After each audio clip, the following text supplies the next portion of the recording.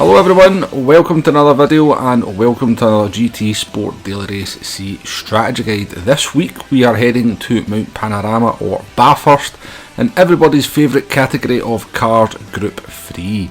So the settings for this one are on the screen as follows. We have 9 laps to get round, fuel consumption at times 2, tyre wear at times 7, and most importantly we have the racing soft and the racing medium tyres available, meaning we will be treating this strategy guide as if the mediums are mandatory, which will be almost certain. But before we get on to the strategy and some other things, let's do the flyover of the famous circuit down under. Mount Panorama, Bathurst. We're coming through Griffin's Bend now. We're now heading up the mountain, over the mountain, and then down the mountain. Absolutely terrific piece of track, but extremely easy to get wrong. Into Forest Elbow, which takes us down to the Conrod Straight. At the bottom of the Conrod Straight we have the Chase, probably the best overtaking opportunity on the circuit, before we go round Murray's Corner to complete a lap of Mount Panorama. So as in the strategy guide last week, the first thing we're going to look at is the pit loss, because just like last week's race, it is pivotal to how the strategy is going to unfold in this one, but the polar opposite. Whereas Laguna meant we were kind of shoehorned into the no stop strategy because the pit loss was so long, at Bathurst it is the complete opposite. So into the pit lane become a very tricky pit lane indeed. We'll look at that in just a wee second. Now Bathurst has an extremely quick pit stop. So the car is into the box now, stationary for 4.1 seconds, and as we exit the pits it is a 4-second pit loss in the Group 3 cars. Now fuel's going to be no issue whatsoever, not a surprise at only ×2, but with such a short pit stop that of course opens up several strategy options. However, before we look at those strategies, let's not quite finish with the pit stops, because I'm going to give you a little bit of a warning. Now, the pit stop entry into Bathurst is extremely tricky, and if you brake too late then you will be victim of a very similar accident as you're seeing unfolding on screen, which is going to leave you with a little bit of a red face. Now the double danger of that is that the game can actually reset you to the start finish straight, which means you'll have to do another full complete lap before you can actually make your pit stop. So practice your pit entry in the time trial. It's definitely worth doing. It is very easy to make that mistake. Find a marker to sort of go into the pit lane and make sure you remember it, because that is an accident I think you'll see a few people do over the course of the week. So let's get on to the meat and bones of the video, which is of course the strategy. The car we're using to do the strategy is the Chevrolet Corvette C7. What sort of car are you looking for around Bathurst? Well, you've got a couple of very long straights and you have an extremely tricky downhill section, so you're looking for a car that has got good straight line speed, plus is nice and stable under braking. There's a lot of parts of this track going up the mountain and down the mountain where you're going to be trail braking, so a car that's got a nice stable rear end is going to be desirable. Now I would caution or urge caution for less experienced players, or without sounding too derogatory, less skilled players from using the MR cars around this track. It's extremely difficult to get the braking right going down the mountain. The back end will try to step out, it will spin you around, and I would say even for a player of my DR rating around about 65k, I wouldn't touch an MR car around this track. I would be very much sticking with the FR cars, because I'm looking for that stability coming down the mountain. I have fell victim to having to drive an MR car around this track on a league race. That was one of the worst hours of Gran Turismo Sport that I've ever had. So I would sort of just say, you know, give it a go in practice, but you know, I think you'll definitely find that the MR cars are just too tricky coming down the mountain. So let's move on to the strategy though. We might have seen up there, we are on the 2-stop strategy here, so we're going to do 4 laps on the soft tyres, come in for a new set of soft tyres, and then just do a single lap on the medium tyres at the end. So this is going to be our first pit stop here at the end of lap 4. You can see the tyres are not looking too great at this point, obviously having a little bit of caution coming into the pit lane here as we've spoken about earlier. New set of soft tyres on here. Now the pit stop here that we are looking at is not representative of what actually happens in the race. It's actually around about 1 second quicker. Now the reason for that is I had to do the race against a Group 2 car, because if I used a Group 3 car then I would just overlap them and it wasn't representative. It would kind of cost me time. So we will add on 1 second per pit stop during these strategy guides.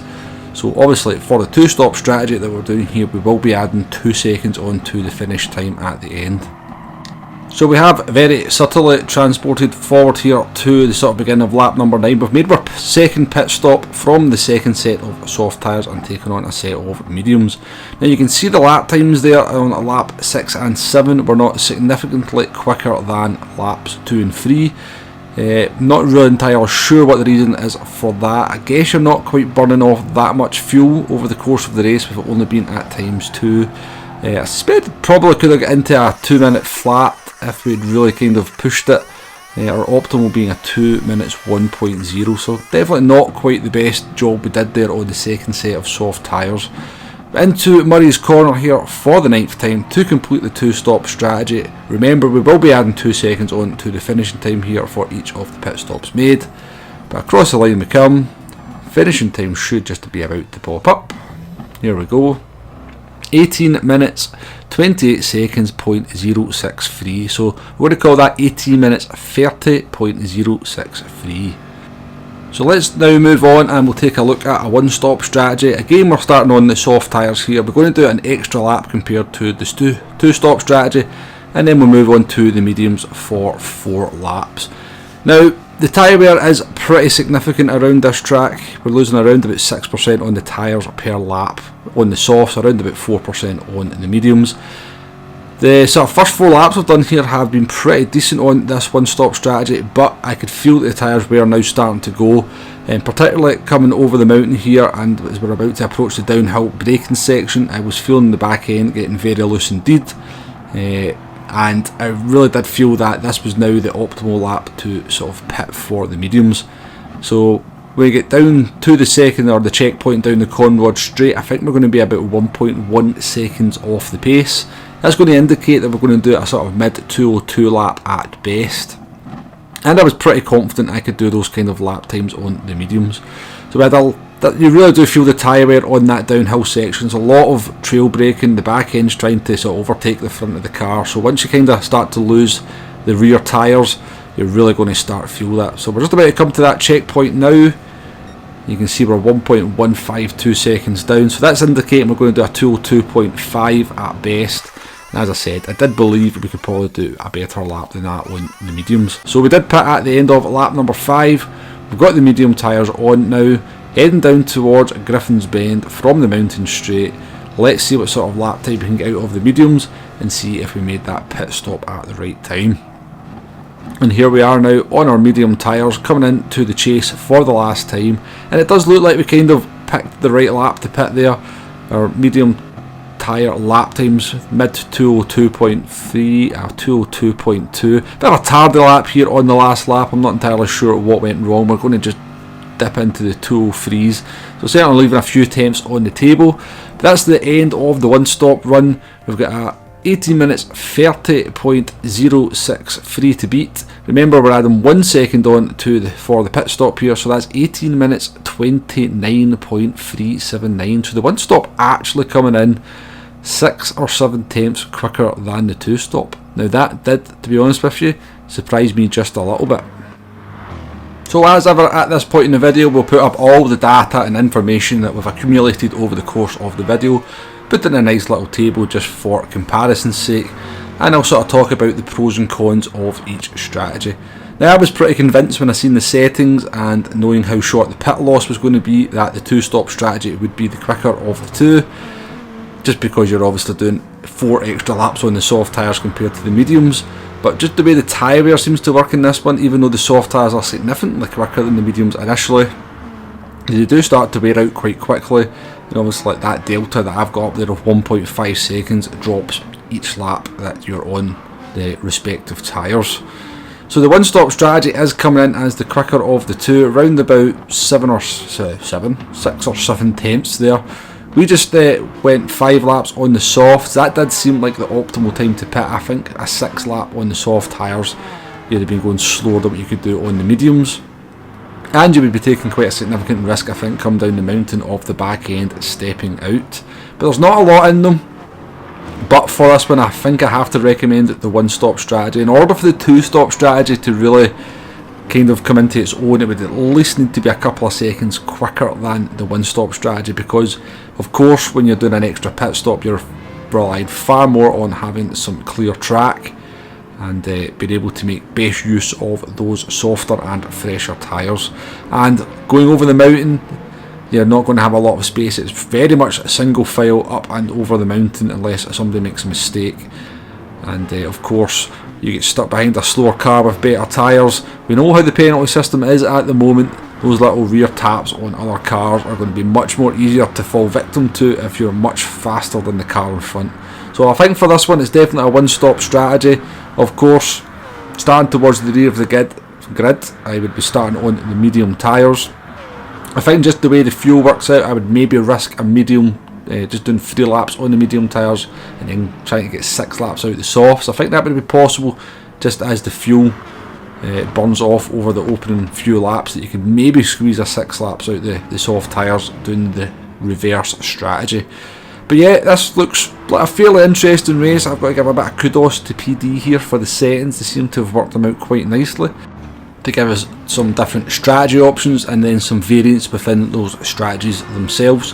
The one thing I never looked at was the no stop. If you're going to do a no stop, you're always going to be doing it on the mediums. I just don't think it's going to be worth looking at. It's at least going to be 3 to 4 seconds off the pace, which is why we never bothered taking a look at that.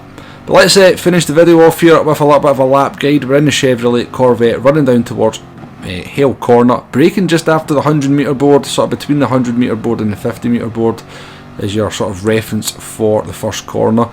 Easy to sort of run a little bit wide, but there's a little bit of tarmac that you can use there if you sort of do run a little bit wide. Now down the mountain straight become very long straight. We're looking for the tarmac on the left and the 100 metre board. That's our kind of reference. Now try to get it into the apex. Here's a little bit of camber that will help the car round.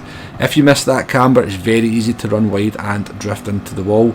Now come off the throttle here for the first corner there. Let the car roll in here. Gives you a little bit more stability under braking for the tighter hairpin there. Now up over the mountain we come. This isn't full throttle this corner. It's all about threading the car, like threading the needle up over the mountain here, and you can take loads of speed into these corners, but it's all about getting the optimal line. So just braking just before the crest here, throw the car in, the car should stick. Do not run wide there, you will have a big accident.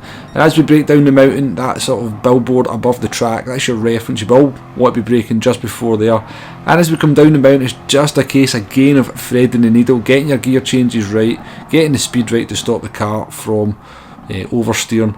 And as you come down the hill for Forest Elbows, again try to keep it as close to the wall as you can. Control under braking coming down the mountain is far more essential than anything else.